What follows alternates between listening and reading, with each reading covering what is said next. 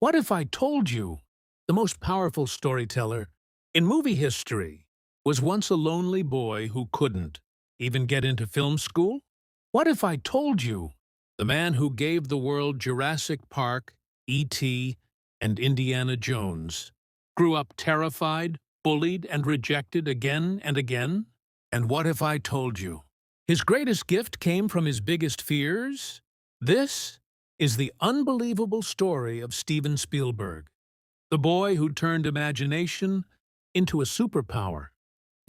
Steven Spielberg was born in 1946 in Cincinnati, Ohio, into a world that didn't quite understand him.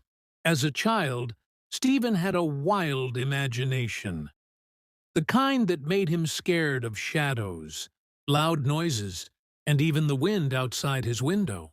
But instead of running from his fears, he tried to capture them, frame by frame, inside a camera. He was only 10 years old when he discovered his father's old movie camera, and everything changed. While other kids played outside, Steven filmed toy trains crashing into each other. He'd set up mini explosions, angles, lighting, things even adults didn't understand. But at school, Steven didn't feel special at all. He was bullied for being shy, bullied for being different, bullied for being Jewish. And that pain would later shape the emotional power of his films. But at that time, for young Steven, movies became more than entertainment. They became escape, therapy, freedom. His first real step into filmmaking came when he was just 12 years old. He made a short film called Escape to Nowhere, about a World War II battle. The movie cost just $10, but the heart behind it was priceless.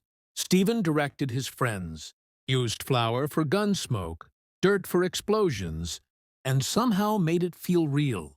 People who watched it were shocked. How could a little boy create something so powerful? But this was only the beginning. When Steven turned 13, his family moved to California. He thought things would get better, but the bullying got worse. He was lonely, depressed, and felt like he didn't fit anywhere. His parents' marriage was falling apart too, and Steven often hid inside movie theaters just to avoid the pain at home.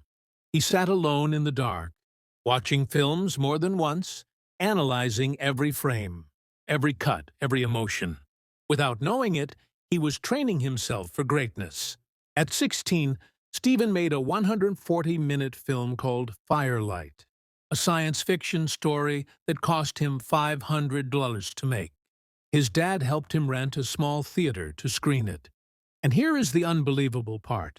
The movie earned $1 profit. Just $1. But that humble dollar became the first money he ever made in filmmaking. The first sign that he could turn passion into a profession. After high school, Steven applied to film school at the University of Southern California, the most famous film school in the world, and they rejected him. Not once, but 3 times. They said his grades weren't good enough. They said he didn't fit the film school criteria. Imagine that. The greatest filmmaker of all time got rejected over and over again. Most people would have quit. Steven didn't. Instead, he did something legendary. At 19 years old, Steven walked into Universal Studios pretending he belonged there. He wore a suit, carried a briefcase, and walked straight past security as if he had an appointment. No one questioned him. Every day he showed up, acted confident, and explored the sets. He walked into editing rooms, sound stages, lighting areas, studying everything like a silent student. One day, he met a studio executive who asked, "So what do you do here?" Without blinking, Steven said, "I'm a director." He wasn't. Not yet, but he believed it so strongly that others believed it too. This moment changed his life. The executive watched one of Steven's short films and was blown away. Universal offered him a small directing opportunity. And just like that, without film school, without connections, without permission, Steven Spielberg officially entered Hollywood. But success didn't happen instantly. Steven worked on television episodes first, low-budget, low-importance projects. But he treated each one like it was the most important film in the world. He experimented with camera angles, suspense, emotional storytelling, techniques that TV had never seen. Then came the turning point. In 1971, Steven directed a TV movie called Duel, a story about a man being chased by a mysterious truck. It was simple, but terrifying. Critics called it a masterpiece. Hollywood called it the arrival of a genius. Then came Jaws. Steven Spielberg, just 27 years old, was offered a chance to direct a movie about a killer shark. The production was a nightmare. The mechanical shark kept breaking. The filming went over budget. The studio almost fired him. Most directors would panic. Steven instead used the problem to his advantage. Because the shark wouldn't work, he didn't show it. He used music, suspense, camera angles, shadows. And the result? He created one of the most terrifying movies ever made. Jaws became the first blockbuster in history. People lined up around the block just to watch it. Steven Spielberg had changed cinema forever, but he didn't stop. He created E.T., a film that made the whole world cry. He created Indiana Jones, the greatest adventure series ever made. He created Jurassic Park, the movie that changed visual effects forever. He created Schindler's List, a deeply emotional masterpiece that won 7 Oscars. Many directors are good at one thing. Steven Spielberg became the master of every genre. Adventure, sci-fi, drama, war, thriller, historical stories. Everything he touched became iconic. But the real magic behind him?